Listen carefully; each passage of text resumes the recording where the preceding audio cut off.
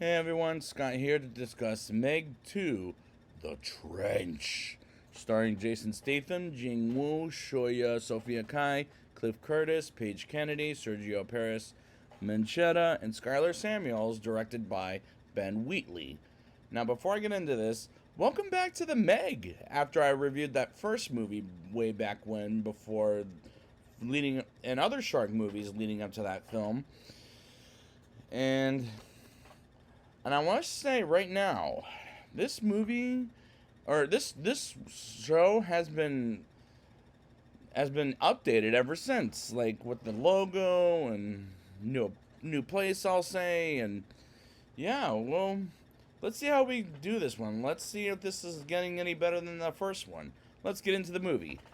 We go back 65 million years ago at the creature's times, as we see one creature after another getting eaten until a T-Rex comes and gets eaten by a giant megalodon shark. And as I'm going to call it the Meg for the rest of this movie, as you've seen it in the trailer, and we move on to the present day in the Philippines scene where Jonas Taylor, returned by Jason Statham, goes on a heist and gets some information by photos on a giant cargo ship and gets out of there alive by helicopter thanks to his friend Mac, returned by Cliff Curtis. And Curtis, who looks a hell of a lot like Ruby, with someone who looks a hell of a lot like Ruby Rose, but it's not really her, it's a different actress. With these opening scenes are terrible, as the one scene was spoiled in the trailer, and the other was kind of a stupid scene anyways. Meanwhile, Mei Ying, returned by Shuya Sophia Kai, from the first movie, is here, and while we learn at the party a celebration, and the audience learns that her mother Suyin from the first movie died a couple of years back. While Mei Ying's uncle Juming Zhang, played by Jing Woo, makes a speech and introduces Heike, who is a new kind of a Meg shark, and Zhu Ming swims with Heike, and we get reintroduced to DJ, played by Paige Kennedy, or returned, who is in the first movie, and we get introduced to Jess, played by Skylar Samuels, as they been on Heike, almost eating Juming, which was a terrible idea for a terrible scene, while Juming makes it out alive. And for the record, I don't like any of the characters except for Jonas and Jess, as I'm a fan of Jason Statham anyways, and thanks to this movie and another movie called The Duff, I'm becoming a fan of Skylar Samuels. Even though, spoiler alert, she'll turn evil later in the movie, and I'll get there when I get there, but my eyes can't stay off of her this whole movie, as I know how she's going to die thanks to the advertising of this movie. Jonas, Mac, Ming, Juming, DJ Regas, who's another crew member, and Jess get to the trench,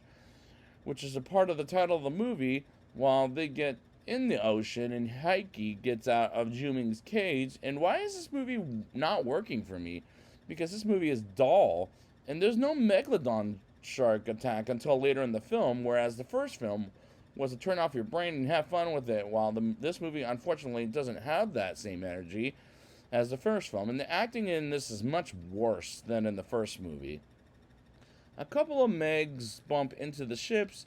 they're in along with Heike, and they see the Apex Predator, while Mac, DJ, and Jess are back at the ship, and the others follow the three Megs. And this movie is not silly fun like this first movie was, which was a real shame. They go through a thermocline breach as the Megs follow them down, and explosions are happening. And at this point in time, this was making me a little bored, and I can't follow what the hell's going on in this scene, as they crash down and Jess destroys the rescue submarines while Jonas and others get out of the ships. And that's when I realized Jess is a villain in this movie, as they get in contact with Mac, and Jonas decides to walk into the ocean to the station and with underwater uniforms that looks robotic, and what Juming was wearing at one point earlier in the movie.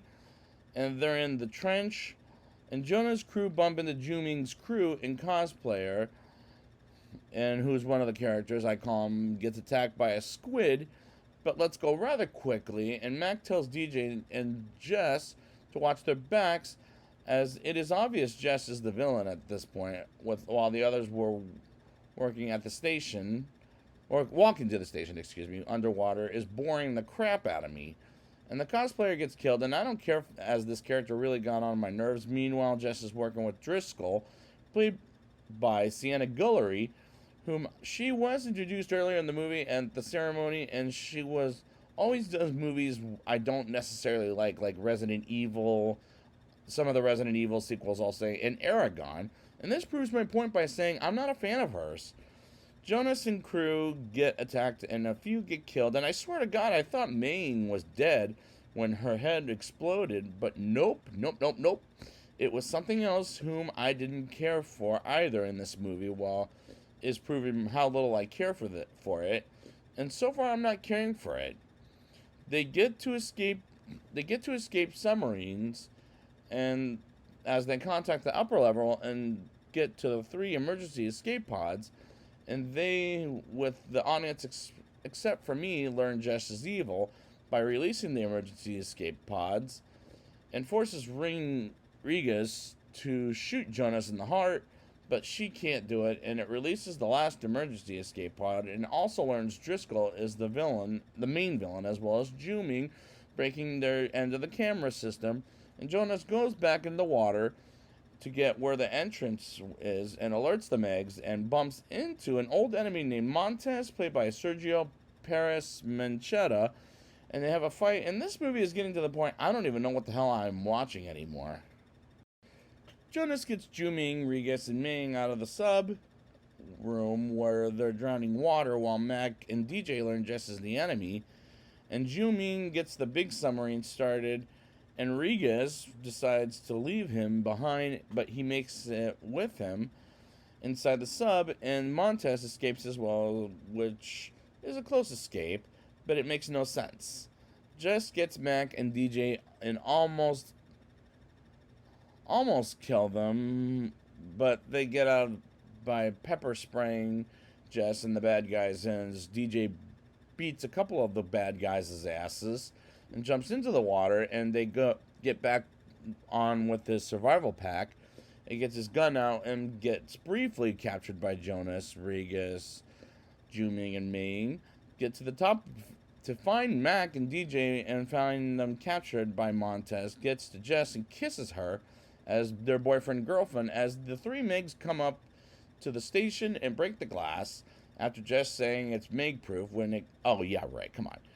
crashes and kills her, which was hilarious because be careful what you wish for. Jonas and the others get out of it alive while the bad guys catch up to them, while paddling as one of the Megs kills the bad guys while they go to Fun Island, what's hilarious is Pippin the dog is back and is almost getting there while the dolphins come back as we go 5 kilometers from Fun Island as a guy is proposing to a woman marriage as she slips off the ship and he can't find the ring. As he does, she goes missing while Jonas and the good guys get to Fun Island while the bad guys shoot at the creatures. And people go into the water, and these creatures, I swear to God, made me think of the underwater velociraptors into the water where the Megs are at, so people will die. As DJ and Rigas get their own way using a mirror to look for some creatures, which, hell, I don't even know what the hell they're called. As they get the phone ring, and Rigas runs away anyways, and DJ goes 10 seconds after leaving while Ming pretends to be a lifeguard as a giant squid comes to the people while she saves them, and Jonas, Mac, and G.B.M.H go after the 3 Megs, and Driscoll dies, and good riddance, because the character is becoming a pain in my ass at this point. And as Jonas hunts the 3 Megs on his own with a jet ski, while Montez is screwing everything up by shooting Jonas while he throws the spears at the Megs and gets one killed with a helicopter blade, and while G.B.M.H and Mac go in a room where they find some bad guys, and Rigas and DJ get to them, and G.B.M.H pokes DJ in order to blow up the bad guys and get them killed, and Mac and G.B.M.H go to the helicopter and distract the creatures, and they get some gasoline, and G.B.M.H falls down and sprays some gasoline on the creatures and blow them up as they blow up the giant squid. but misses and gets back in the water with the helicopter, and Jonas runs to the shore while the Meg is chained, and he puts his foot on it, which looks stupid in the trailer and as it looks worse in the movie. And Jonas kills Montez by letting the Meg kill his ass off by kicking him towards it, and it eats him. And Ju-Ming almost blows up the giant squid until the Meg Heike comes and kills the giant squid itself. As Ju-Ming gets Mac out of the water, and Jonas stabs the apex predator in the mouth with a helicopter blade, like I brought up earlier,